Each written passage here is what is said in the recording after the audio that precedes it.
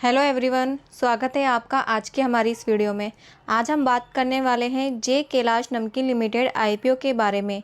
ये जो कंपनी है वो इस्टेब्लिश हुई थी इन 2021 में, जो मैन्युफैक्चर करती है इंडियन स्नैक्स। इस कंपनी के जो प्रोडक्ट पोर्टफोलियो है उसमें इंक्लूड है चना फॉर नमकीन, मसाला चना जोर, पुदीना चना, मसाला मंग जोर, प्लेन मंग जोर, सोया स्टिक और भी ऐसे स्नैक्स हैं जो इस कंपनी के प्रोडक्ट पोर्टफोलियो में इंक्लूड है, जिसके नाम आप स्क्रीन पर देख सकते हैं।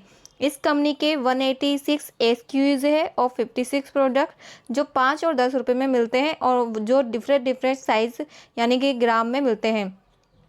इसके साथ साथ इस कंपनी के जो कस्टमर्स है वो है फ्रॉम आसाम, बिहार, छत्तीसगढ़, गुजरात, मध्य प्रदेश, महाराष्ट्र, ओडिशा, राजस्थान, तेलंगाना एंड उत्तर प्रदेश।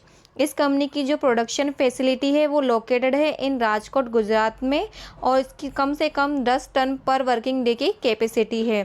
30 नवंबर 2023 तक कंपनी के पास 14 परमानेंट एम्प्लॉयज़ है, 6 एम्प्लॉयज़ है जो मार्केटिंग एंड सेल्स में है and 35 hourly paid on call worker for production employ है। तो ये तो मैंने आपको कंपनी के बारे में ब्रीफ में बता दिया कि जी कंपनी क्या काम करती है, बाकी इसके जो प्रोडक्ट्स है उसमें क्या क्या इंक्लूड है, और जितना हमें इस कंपनी के बारे में जानना ज़रूरी था वो हमने इस कंपनी के बारे में देख लिया है। आगे हम इस वीडियो को 4 पॉइंट में कवर करेंगे। फर्स्ट में हम आईपीओ की डेट्स एंड डिटेल्स को देखेंगे। सेकेंड में हम कंपनी के फाइनेंस को देखेंगे। थर्ड में हम कंपनी के जीएमपी को देखेंगे एंड फोर्थ में हम एनालाइज करेंगे कि क्या हमें इस आईपीओ में इन्वेस्ट करना चाहिए या नहीं।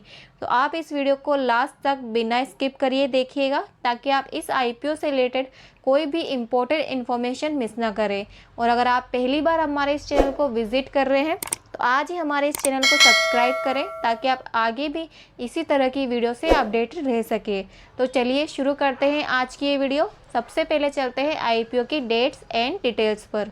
ये आईपीओ ओपन होने वाला है 28 मार्च 2024 को एंड क्लोज होगा 3 अप्रैल 2024 को, यानी 28 मार्च से 3 मार्च के बीच में, 3 अप्रैल के बीच में आप इस आईपीओ में अप्लाई कर सकते हैं। अब इसकी इंटीमेशन कि आपको ये आईपीओ अलॉट हुआ है या नहीं, इसकी इंटीमेशन आपको 4 अप्रैल 2024 तक मिल जाएगी। अब इसका अगर आपको आईपीओ अलॉट नहीं होता है तो उसका जो अमाउंट है वो आपको रिफंड होगा 5 अप्रैल 2024 तक। अब ये शेयर मार्केट में कब लिस्टेड होने वाले हैं, इसकी जो डेट है वो है 8 अप्रैल 2024, यानी 8 अप्रैल 2024 को ये शेयर मार्केट में लिस्टेड हो जाएंगे। कंपनी ने जो इसका प्राइस बैंड रखा है वो रखा है 70 टू 73 रुपीज़ पर शेयर का। 73 रुपीज़ इसकी कट ऑफ प्राइस होने वाली है। एक लॉट में 1600 शेयर होने वाले हैं। टोटल इशू साइज है 11.93 करोड़ का, और ये पूरा का पूरा क्या है, फ्रेश इशू है। इसकी जो लिस्टिंग है वो होने वाली है बीएसई यानी बॉम्बे स्टॉक एक्सचेंज पर, और एक एसएमई शेयर है। शेयर होल्डिंग प्री इशू है इसकी 33,63,333 की। पोस्ट इशू हो जाएगी 49,96,933 की। अगर आप रिटेल कैटेगरी से अप्लाई करते हैं तो आपको मिनिमम 1 लॉट के लिए अप्लाई करना होगा और मैक्सिमम 1 लॉट के लिए ही अप्लाई कर सकते हैं, जिसका अमाउंट बनता है 1,16,800 का। पर अगर आपको एचएनआई कैटेगरी से अप्लाई करना है तो आपको मिनिमम 2 लॉट के लिए अप्लाई करना होगा, जिसका अमाउंट होता है 2,33,600 का। आप प्रमोटर्स की होल्डिंग देख लेते हैं कि प्रमोटर्स की होल्डिंग कितने परसेंट से रखी गई है। श्री जो प्री इशू है वो है 71.82%, पोस्ट इशू हो जाएगी 48.33% की। और इसका आईपीओ का रिजर्वेशन देख लेते हैं कि कैटेगरी वाइज कितने परसेंट से आईपीओ का रिजर्वेशन रखा गया है। तो क्यूआईबी के लिए रखा गया है 30% का आईपीओ का रिजर्वेशन, रिटेल के लिए रखा गया है 50% का आईपीओ का रिजर्वेशन एंड एचएनआई के लिए रखा गया है 20% का आईपीओ का रिजर्वेशन। तो चलिए अब बात करते हैं इस कंपनी के फाइनेंशियल इन्फॉर्मेशन की।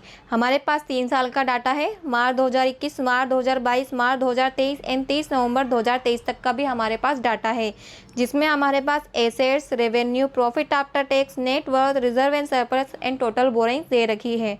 और ये जो अमाउंट है वो हमें शो हो रहे हैं इन लैक्स में। तो जो एसेट्स है 31 मार्च 2021 को वो थी 373.57 लैक्स की। मार्च 2022 में बढ़कर हो गई 613.46 लैक्स की। मार्च 2023 में बढ़कर होगी 671.19 लैक्स की एंड 30 नवंबर 2023 को हो गई 1118.30 लैक्स की। तो जो एसेट्स है वो लगातार इंक्रीज में है, तो ये हमारे लिए क्या है, प्लस पॉइंट है। रेवेन्यू हमारे पास 31 मार्च 2021 को कितना था, 1300 14.80 लाख का। मार्च 2022 में कम हो गया जो रह गया 1043.12 लाख का। फिर मार्च 2023 में और कम हो गया जो रह गया 987.74 लाख का। और 30 नवंबर 2023 तक की अभी तक जो रेवेन्यू है वो है 646.19 लाख का। तो अगर हम 3 साल के डाटा के हिसाब से देखें तो जो रेवेन्यू है जो लगातार डिक्रीज हो रहा है, तो इसको हम क्या करेंगे, नेगेटिव पॉइंट में लेकर चलेंगे। प्रॉफिट आफ्टर टैक्स हमारे पास था मार्च 2022 में 8.81 लाख का। मार्च 2022 में इंक्रीज हो गया 54.57 लाख का। मार्च 2023 में हो गया 88.79 लाख का। एंड 30 नवंबर 2023 तक जो प्रॉफिट है अभी वो है 40.45 लाख का। तो अगर हम प्रॉफिट देखें तो वो लगातार इंक्रीज ही दिख रहा है, तो उसको तो अभी हम क्या करते हैं, प्लस पॉइंट में लेकर चलते हैं। नेटवर्थ हमारे पास है 31 मार्च 2021 को 28.42 लाख की। मार्च 2022 में हो गई 83.20 लाख की। मार्च 2023 में हो गई 359.21 लाख की। एंड 30 नवंबर 2023 तक ऑलरेडी एक्सीड है जो है 582.45 लाख की। सो जो नेटवर्थ है वो लगातार इंक्रीज है, तो ये भी हमारे लिए क्या है, प्लस पॉइंट है। रिजर्व एंड सरप्लस हमारे पास 31 मार्च 2021 का नहीं है। मार्च 2022 में है 49.42 लाख के। मार्च 2023 में हो जाते हैं 65.88 लाख के। मार्च 2023 में हो जाते हैं 246.12 लाख के। तो जो रिजर्व एंड सरप्लस है वो भी लगातार इंक्रीज है, तो इसको भी हम क्या करते हैं, प्लस पॉइंट में लेकर चलते हैं। 31 मार्च 2021 को जो बोरोइंग्स थी वो थी 111.68 लाख की। मार्च 2022 में कम हो गई जो रह गई 65.76 लाख की। मार्च 2023 में इन्होंने अमाउंट एक्सेड कर दिया है 2021 और 2022 को, जो हो गया 238.44 लाख का। और 30 नवंबर 2023 को हो चुकी है 354.67 लाख की। बोरोइंग्स का जो पॉइंट है वो हम कहाँ से समझ सकते हैं, डेब्ट टू इक्विटी रेशियो से। जो डेब्ट टू इक्विटी रेशियो वही हमें असली चीज़ बताता है कि जो कंपनी के पास बोरोइंग्स है, जो डेब्ट है वो ज़्यादा है या फिर कम है। तो जब हम ये डेब्ट टू इक्विटी रेशियो देखेंगे तब उसमें हम कवर करेंगे कि कंपनी के पास बोरोइंग्स किस ज़्यादा है या फिर कम है। तो अब अगर हम परसेंटेज की बात करें कि अगर जो रेवेन्यू है या फिर प्रॉफिट आफ्टर टैक्स है कितने परसेंट से इंक्रीज़ हुआ है या फिर डिक्रीज़ हुआ है इन 2023 कंपेरिजन टू 2022, तो वो भी देख लेते हैं। तो जो रेवेन्यू है वो डिक्रीज़ हुआ है 5.31% से इन 2023 कंपेरिजन टू 2022, और जो प्रॉफिट आफ्टर टैक्स है वो रेज हुआ है 62.71% से इन 2023 कंपेरिजन टू 2022। चलिए अब बात करते हैं इस कंपनी के की परफॉर्मेंस इंडिकेटर की। इस कंपनी की जो मार्केट कैपिटलाइजेशन है वो है 36.48 करोड़ की। केपीआई एज ऑन 31 मार्च 2023 का हमें दे रखा है। रिटर्न ऑन इक्विटी है 24.72%। रिटर्न ऑन कैपिटल एम्प्लॉयड है 31.91%। रिटर्न ऑन नेट वर्थ है 24.72%। तो जैसा कि मैं हमेशा कहती हूँ कि अगर return on equity, return on capital employed, return on net worth अगर 15 से 20 या फिर उससे ज़्यादा है तो ही हमारे लिए प्लस पॉइंट है, अदरवाइज़ वो हमारे लिए क्या होता है, नेगेटिव पॉइंट होता है। तो यहाँ पे जो रिटर्न ऑन इक्विटी है वो क्या है, 15 से ज़्यादा, तो ये हमारे लिए क्या है, प्लस पॉइंट है। रिटर्न ऑन कैपिटल एम्प्लॉयड है 31.91%, यानी ये भी क्या है, 15 से ज़्यादा है, तो ये भी हमारे लिए प्लस पॉइंट है। रिटर्न ऑन नेटवर्थ क्या है 24.72%, यानी कि ये भी 15 से ज़्यादा है, तो ये भी हमारे लिए क्या है, प्लस पॉइंट है। बाकी इसके अलावा डेब्ट टू इक्विटी रेशियो दे रखा है 0.61, पीवी दे रखा है 5.95, पीएटी मार्जिन दे रखा है 9.06, ईपीएस प्री आईपीओ है हमारा 2.64, पोस्ट आईपीओ रह जाएगा 1.21, प्री आईपीओ जो इसका पी है वो है 27.65, पोस्ट आईपीओ हो जाएगा 60.12 का। तो जैसा कि अगर मैं हमेशा कहती हूँ डेब्ट टू इक्विटी रेशियो हमारे लिए तब पॉजिटिव होता है जब वो 1 से कम होता है। अगर वो 1 से ज़्यादा है तो वो हमारे लिए नेगेटिव है, अदरवाइज़ वो हमारे लिए पॉजिटिव है। तो यहाँ पे जो डेब्ट टू इक्विटी रेशियो है वो क्या है 0.61, यानी 1 से कम है, तो ये भी हमारे लिए क्या है, प्लस पॉइंट है। चलिए अब बात करते हैं इस कंपनी के जीएमपी की। 21 मार्च और 22 मार्च को इसका कोई जीएमपी शो नहीं हो रहा था, 0 रुपये 0% जीएमपी शो हो रहा था। 23 मार्च 2024 को तो इसका जो जीएमपी था वो शो हो रहा था 30 रुपीज़ का, इन टर्म्स ऑफ परसेंटेज 41.1% का। और 24 मार्च 2024 को जो इसका जीएमपी शो हो रहा था वो हो रहा था 41.1%, यानी कि जब ये वीडियो रिकॉर्ड हो रही है उस समय जो इसका जीएमपी चल रहा है वो क्या चल रहा है, 41.1% का, इन टर्म्स ऑफ रुपये 30 रुपीज़ का इसका जीएमपी चल रहा है। तो अगर हम प्रॉफिट की बात करें कि अगर हम इस आईपीओ में इन्वेस्ट करते हैं और हमें अगर ये आईपीओ अलॉट होता है तो हमें कितने तक का प्रॉफिट होगा, अगर ये इसी जीएमपी पर जो 30 रुपये इसका जीएमपी GMP है, इसकी एस्टिमेटेड लिस्टिंग प्राइसिंग जो है 103 रुपये। अगर इसी प्राइस पर ही मार्केट में लिस्टेड होता है तो हमें कितने तक का प्रॉफिट होने के चांसेस है। तो जैसा कि इसका इन्वेस्टमेंट अमाउंट है 1,16,800 का, और अगर हम इसमें GMP ऐड कर दें 41.1% तो हमें लगभग 48,000 के आसपास का प्रॉफिट होने के चांसेस है, अगर ये इसी प्राइस पर मार्केट में लिस्टेड होता है तो। पर जो GMP है वो क्या होता है, डे टू डे इंक्रीज और डिक्रीज होता रहता है। तो जब तक ये IPO क्लोज हो, जब तक ये IPO लिस्टेड हो सकता है कि इसका GMP कम हो जाए। तो अगर ऐसा कुछ होता है या फिर और भी बढ़ जाए, तो अगर ऐसा कुछ होता है तो हम क्या करेंगे, जैसे कि IPO 3 अप्रैल को क्लोज होने वाला है, तो हम 2 अप्रैल को एक अपडेटेड वीडियो लेकर आएंगे जिसमें हम अपडेटेड GMP की एंड सब्सक्रिप्शन स्टेटस की बात करेंगे। फिर एक फाइनल डिसीजन ले लेंगे कि क्या हमें इस IPO में अप्लाई करना है या फिर विड्रॉल करना है। अगर आज हम ये डिसाइड करते हैं कि हम इस IPO में अप्लाई कर रहे हैं तो क्या हमें उस दिन इस IPO से विड्रॉल करना चाहिए, और अगर हम आज ये डिसाइड करते हैं कि हम इस IPO में अप्लाई नहीं कर रहे हैं तो क्या हमें उस दिन इस IPO में अप्लाई करना चाहिए या नहीं। तो वो जब हम 2 अप्रैल को वीडियो लेकर आएंगे उसमें हम डिसाइड करेंगे।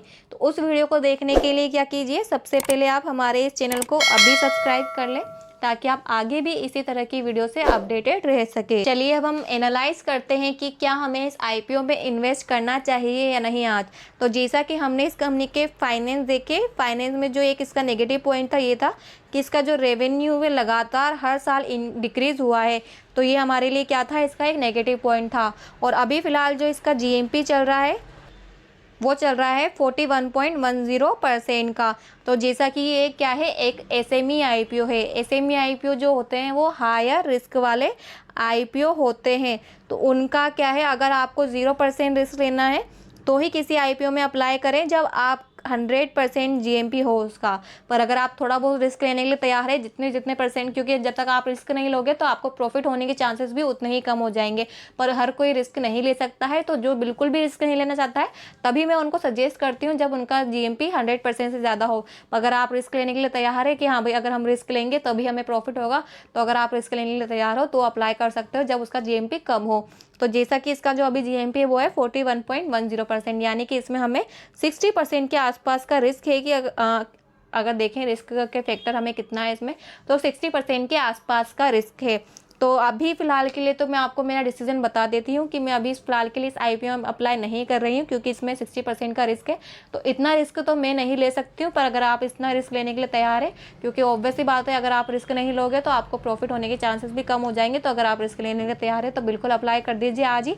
पर जैसे कि अभी ये IPO क्लोज नहीं हुआ है, ये IPO क्लोज होगा 3 अप्रैल 2024 को। तो हम क्या करेंगे, 2 अप्रैल को एक अपडेटेड वीडियो लेकर आएंगे। तो हो सकता है कि जब तक इसका जो GMP 41 से 100 के पार पहुंच जाए या फिर 41 से भी और भी कम हो जाए, और उस समय जो मार्केट कंडीशन चल रही होगी उसके बेसिस पे हम एक बार फाइनल रिव्यू करेंगे, फाइनल डिसीजन लेंगे कि क्या हमें इसमें फाइनली अप्लाई करना है या नहीं। तो उस वीडियो को देखने के लिए कीजिए आप सबसे पहले हमारे इस चैनल को अभी सब्सक्राइब कर लें ताकि आप आगे भी इसी तरह की वीडियो से अपडेटेड रह सके और सही से सही IPO चुन सके। तो मैंने आपको मेरा डिसीजन बता दिया है कि अभी जो इसमें एक तो रेवेन्यू नेगेटिव है इसका हर साल, और इसके अलावा जो इसका GMP है वो अभी 41 है, यानी इसमें 60% की रिस्क है। तो उस बेसिस पे अभी फ़िलहाल के लिए मैं इस IPO में अप्लाई नहीं कर रही हूँ। अगर 2 अप्रैल तक इसका GMP इंक्रीज़ होता है और इसकी अगर मार्केट कंडीशन सही चल रही हो तो हम इस IPO में अप्लाई करने के बारे में सोचेंगे, जो हम 2 अप्रैल को वीडियो लेकर आएंगे उसमें डिसीजन लेंगे। फिलहाल के लिए मैं इस IPO में अप्लाई नहीं कर रही हूँ, पर अगर आप रिस्क लेने के लिए तैयार है तो आप बिल्कुल अभी अप्लाई कर दें। पर अभी मैं इस IPO में अप्लाई नहीं कर रही हूँ। तो आज की वीडियो मैं यहीं पे समाप्त करती हूँ। आई होप आपको ये वीडियो अच्छी लगी होगी। अगर आपको ये वीडियो अच्छी लगी है तो हमारे इस चैनल को लाइक, सब्सक्राइब एंड कमेंट करके ज़रूर बताइएगा। And thank you so much for watching my video.